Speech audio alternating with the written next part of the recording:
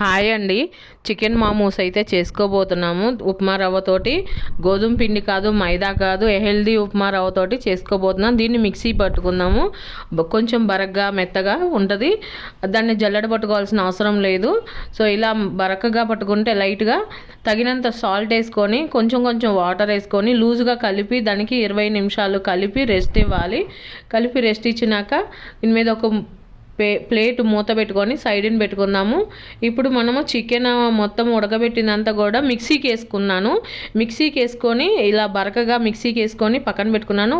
కొంచెం కొత్తిమీర, ఒక ఉల్లిపాయ, 2 పచ్చిమిరకాయలు, చిల్లీ ఫ్లేక్స్ హాఫ్ స్పూను, అలాగనే 1 స్పూను మిరియాల పొడి, ఇటు మొత్తాన్ని కూడా తగినంత సాల్ట్ వేసుకొని టేస్ట్కి తగినంత సాల్ట్ మొత్తాన్ని కూడా మిక్స్ చేసుకుంటున్నాను నేను. అలాగనే మొత్తం టేస్ట్ చూసుకొని మళ్ళీ అన్నీ కరెక్ట్గా ఉంటే మిక్స్ చేసి పక్కన పెట్టుకోవాలి. ఇప్పుడు మనము కలిపిన పిండి 25 నిమిషాలు అయిపోయింది. ఆ ఉప్మా రవ్వని తీసుకొని కొంచెం చేతికి నూనె రాసుకొని బాగా బండ మీద వేసి బాగా మసాజ్ చేసేయాలి. గోధుమ పిండిలాగా అవుతుంది అన్నమాట. బాగా మెత్తగా అవుతుంది. దానికి 10 నిమిషాలు సుమారు బాగా ఇలా మద్దం చేసుకొని మీరు చేసుకుంటే చాలా బాగా వస్తాయి మామూస్. అలాగే చూడండి, ఇప్పుడు పూర్తిగా గోధుమ పిండి మైదా పిండి లాగా ఉంది, అంత ఇదిగా ఉంది.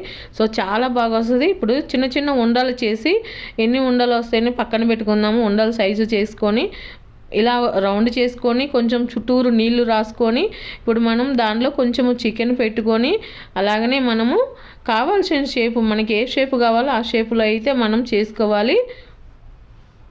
తగినంత పెట్టుకోవాలి అందులో చికెను. సో ఇప్పుడు నేను ట్రయాంగిల్ షేప్ అయితే చేస్తున్నాను. మీకు ఇష్టం వచ్చిన షేప్ అయితే చేసుకోవచ్చు. అలాగనే ఇప్పుడు ఇడ్లీ పాత్రలో నీళ్ళు పోసి నేనైతే ఆల్రెడీ బాయిల్ చేస్తానన్నమాట.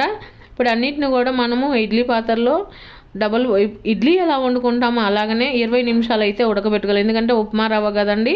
సో మైదా అయితే తొందరగా ఉడికిపోతుంది ఉప్మా రవ్వ కాబట్టి కొంచెం 10 నిమిషాలు లేట్ అవుతుంది. మామూలుగా ఉప్మా రవ్వ మైదా పిండి అయితే 12 నిమిషాలు ఉడకబెట్టుకోవచ్చు. సో ఉప్మా రవ్వ కాబట్టి 20 నిమిషాలు పట్టింది. ఇంకా 8 నిమిషాలు, 20 నిమిషాలు దీన్ని కుక్ చేసుకొని దీన్ని చూడండి సేమ్ మైదా లాగానే ఉందండి. మైదా ఎలా ఉడకబెడితే మామూస్ చేస్తే ఎలాగుందో సేమ్ అదే అన్నమాట. అలాగనే సాఫ్ట్గా చాలా టేస్ట్గా. మైనీస్ అయితే నేను బయట నుంచి తీసుకొచ్చి నేను కొత్తిమీర వేసి గార్నిష్ చేశాను. ఈ అయితే టమాటా సాస్ నేను చేసింది ఆల్రెడీ మన ఛానల్లో ఉంది. చూసి మన మామూస్ లవర్స్ ఎవరుండారో అలాగనే లైక్ చేయండి, షేర్ చేయండి ఫ్రెండ్స్. ఒకే ఒక లైక్ వేయండి. Thank you friends.